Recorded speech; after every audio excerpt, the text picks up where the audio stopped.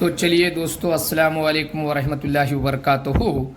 तो एसएसएलसी के एग्ज़ाम नज़दीक आ रहे हैं, तो उसके लिहाज से कन्नड़ में जो है 8 एक्टिविटी बना के एक एक्टिविटी कुल 8 एक्टिविटी बना के इसमें मैक्सिमम में 60 मार्क्स किस तरीके से कवर हो सकते हैं वो आपको जहन में लाने के लिए ये वीडियो बनाया जा रहा है। इस वीडियो को हज़रत मकबूलिया उर्दू हाई स्कूल हानगल के जानिब से बनाया जा रहा है। तो देखिए, चटुवटिके 1-2 एक्टिविटी 1, उसमें से यहाँ एक्टिविटी में क्या कवर किया गया है चटुवटिके 1 में सिर्फ 2 पेज है। तो प्यारे बच्चों, ये 2 पेज तुम इसे प्रैक्टिस करो, इंशाल्लाह यही 2 पेज में तुम ना 10 मार्क्स हैं। यही 2 पेज में इंशाल्लाह 10 मार्क्स आने का मे भी चांसेस ज़्यादा है। फर्स्ट चटुवटिके 1-2 एक कॉलम देख रहे हैं, यहाँ 3 नज़म है, 1 2 3। वो तीनों नज़म कौन से? फर्स्ट नज़म जो है एकांगी वीरनंते, और दूसरी नज़म जो है गुरी में वंदु बाण के वो है, और तीसरी जो है क्वरड क्वनेरेसी यानी सवि चैत्र। ये 3 में नज़म, ये 3 फर्स्ट चटुवटिके में ये 3 नज़म के साथ 1 मार्क्स के सिर्फ 4 हैं और 2 मार्क्स के सिर्फ 2 हैं और संदर्भ सिर्फ 1 है। इतना तुम्हें प्रैक्टिस करेगा बोले तो इसी 2 पेज में तुम्हें ये फर्स्ट चटुवटिके ये एक्टिविटी में तुम ना क्या है बोले तो प्यारे बच्चों, एसएसएलसी के एग्जाम में 9 से 10 मार्क्स डेफिनेट आने का चांसेस ज्यादा है।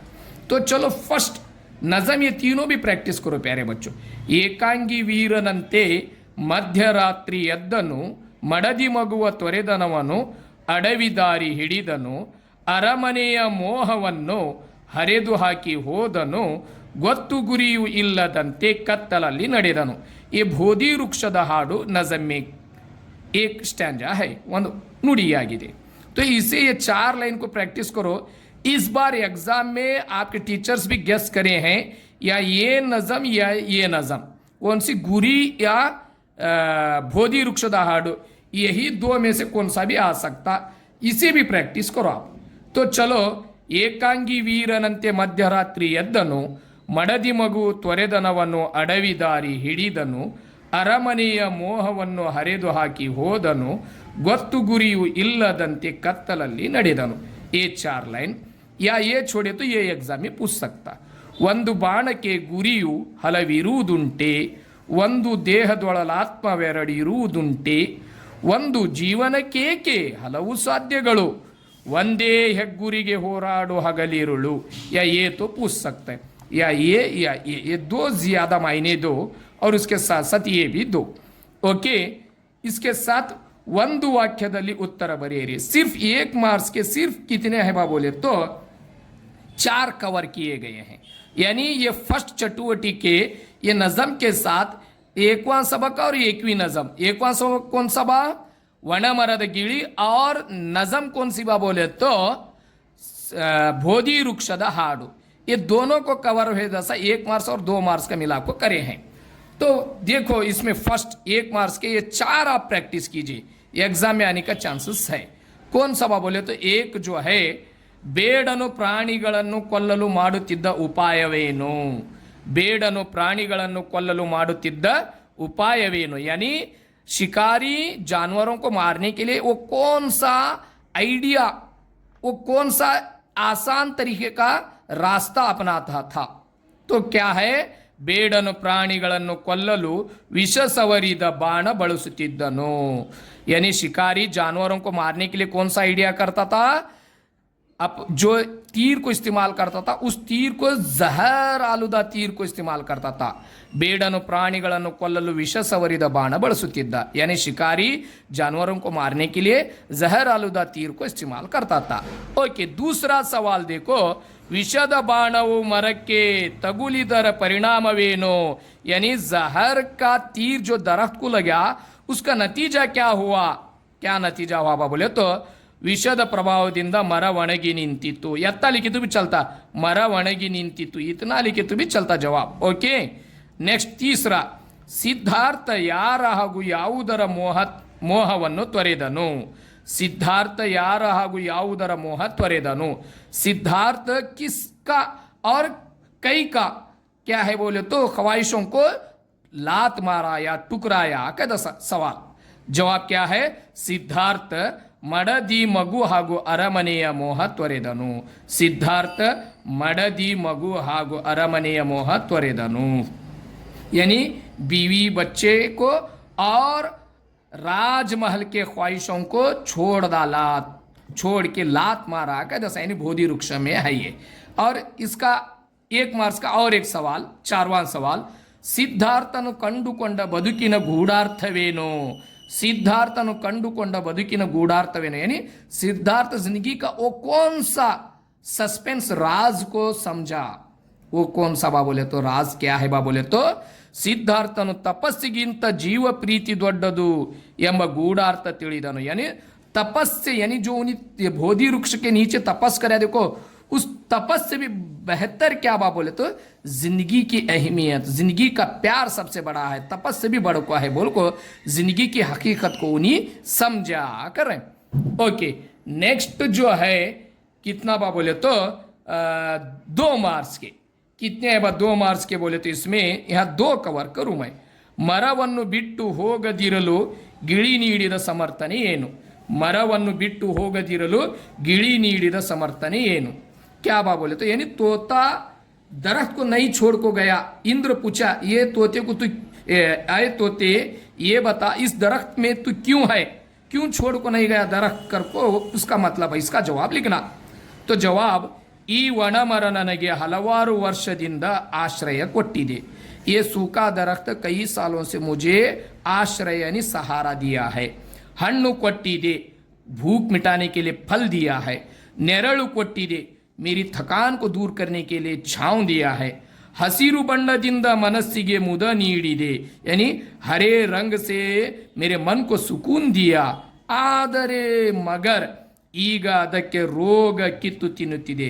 मगर अब क्या कि उसे बीमारी लग चुकी है, इसीलिए वो सूख गया। मगर ನನಗೆ ಉಪಕಾರ ಮಾಡಿದ या ನನಗೆ ಸಹಾಯ ಮಾಡಿದ ಮರಕ್ಕೆ ನಾನು ಬಿಟ್ಟು ಹೋಗಲಾರೆ। यानी मुझे जो इतना सब दिया, इतना सब दिया सो, इतना सब हेल्प किया सो, ये दरख्त को मैं छोड़ को होगलारे, अब मैं दूसरे जगह जा नहीं सकता कर बोल को बोल रहा। नेक्स्ट 2 मार्क्स का नेक्स्ट कौन सा बोले तो ಸಿದ್ಧಾರ್ಥನಿಗೆ ನಾಡಿನ ಅರ್ಥ ತಿಳಿದ ಸಂದರ್ಭದಲ್ಲಿ कवि ಏನೆಂದು ಬಣ್ಣಿಸಿದ್ದಾರೆ। यानी सिद्धार्थ गांव की अहमियत को समझा तो इस वक्त इस मंजर को कवि क्या बोल को इजहार कर रहे हैं। तो जवाब, सिद्धार्थ मडदी मगु ಹಾಗೂ ಅರಮನೆಯ ಮೋಹ त्वरेदु ಕಾಡು ಕಾಡು ಅಲೆದ ಅವಗೆ। बैक में है, वो बैक में देखेंगे। नेक्स्ट बैक में क्या है देखो, वो सवाल कंटिन्यू हो रहा। ನಾಡಿನರ್ಥ ಹೊಳೆಯಿತು, ಕೋಗಿಲೆಯ ಹಾಡದೊಂದು ದೂರದಿಂದ ಕೇಳಿತು, ಬೆಳ್ಳು ಚುಕ್ಕಿ ಆಗ ತಾನೇ ಬೆಳಗಿತು, ಬೋಧಿ ವೃಕ್ಷದಲ್ಲಿ महाबेಳಕೊಂದು ಕಂಡಿತು। तो प्यारे बच्चों इसे याद कर लो, ये क्योंकि 2 मार्क्स का इसमें कौन सा भी सवाल पूछेंगे ये नज़म में, यही जवाब लिखो तुम्हारा मार्क्स मिलता।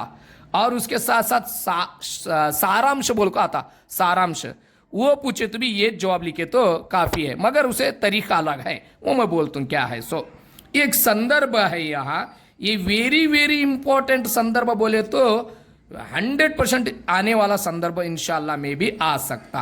यानी याद रख लो प्यारे बच्चों, इस बार संदर्भ 5 संदर्भ में पहला संदर्भ वनमರದ ಗಿಳಿ सबक का ही होता 100%। तो उसमें से मैं ये चॉइस करूँ, बाकी के भी पढ़ लो।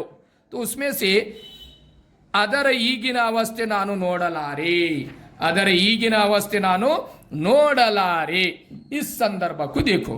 यानी अब ये दरख्त की हालत को मैं देख नहीं सकता आकर बोल रहे, संदर्भ क्यों लिखना। ಈ ವಾಕ್ಯವನ್ನು ಆರಿಸಿಕೊಂಡ ಪಾಠ ಮತ್ತು ಕರ್ತೃ, यानी ये सबक को लिया गया क्या बा, ये जुमले को लिया गया सबक और लेखक कौन है, पाठ सबक कौन सा बोले तो वनमರದ ಗಿಳಿ। कृतिकार लिखे साले ये सबक कौन बा बोले तो अरामित्र। ಯಾರು ಯಾರಿಗೆ किसने किससे कहा, ये जुमला यानी ಅದರ ಈಗಿನ ಅವಸ್ಥೆ ನಾನು ನೋಡಲಾರೆ, ये जुमला किसने किससे कहा बा बोले तो ಈ ವಾಕ್ಯವನ್ನು ಗಿಳಿ ಇಂದ್ರನಿಗೆ, वर पಡೆಯುವಾಗ ಹೇಳಿತು, यानी ये जुमला तोता इंद्र से वर पाने सोकत, यानी इंद्र मांग तो क्या मांगता कर बोल को कुछ देने में आ गया, तो उस वक्त ये जुमला बोला। क्या बोल को, अब इसकी हालत मैं नहीं देख सकता। किसकी हालत? सूखे हुए दरख्त की हालत। संदर्भ कैसा लिखना देखो, वನ ಮರದಲ್ಲಿ ವಾಸವಿರುವ ಗಿಳಿಯ ಪರಹಿತ ತತ್ವನಿಷ್ಠೆ ಹಾಗೂ उपकार स्मरणीय गुण इंद्र मेच्चिकोंडु, यानी तोता सूखे दरख्त में रहने वाले तोते के परहित यानी दूसरों की भलाई, तत्वनिष्ठे उसूल पसंद और हेल्पिंग नेचर की आदत को इंद्र पसंद करया। ತತ್ವನಿಷ್ಠೆ ಗುಣ ಎತ್ತ लिखे तुम्हें चलता इसमें, ವನ ಮರದಲ್ಲಿ ವಾಸವಿರುವ ಗಿಳಿಯ ತತ್ವನಿಷ್ಠೆ ಗುಣ ಇಂದ್ರ ಮೆಚ್ಚಿಕೊಂಡು ಎತ್ತ लिखे तुम्हें चलता। ಯಾವ ಬೇಕಾದ ವರವನ್ನಾದರೂ ಗಿಳಿಗೆ ಕೊಡಲು ಸಿದ್ಧನಾದನು, यानी तोते को कौन सा होना वो देन देने के लिए रेडी हुआ, कौन? इंद्र। तब तोता क्या मांगा? आग गिड़ी तोता क्या मांगा बोले तो, ಮರವನ್ನು इस सूखे दरख्त को ಮೊದಲಿನಂತೆ ಹಸಿರಿನಿಂದ ಕಳಕಳಿಸುವ ಫಲಪುಷ್ಪ ನೀಡುವ ವರದಯ ಪಾಲಿಸು, यानी ये दरख्त को फिर से पहले जैसा हरे रंग से झूमे जैसा फल और फूल दे दसा ये मुझे अता कर, अदर ಈಗಿನ ಅವಸ್ಥೆ ನಾ ನೋಡಲಾರೆ, अब जो इसकी हालत है वो मैं नहीं देख सकता, सूख गया वो कर बोल को बोलता।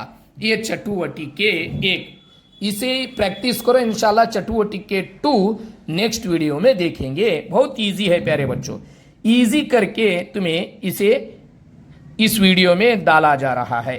ये फर्स्ट चटुवटिके, नेक्स्ट जो है नेक्स्ट 2 दिन तक ऐसे प्रैक्टिस करो, नेक्स्ट 2 दिन के बाद सेकंड एक्टिविटी देखेंगे। अस्सलामु अलैकुम।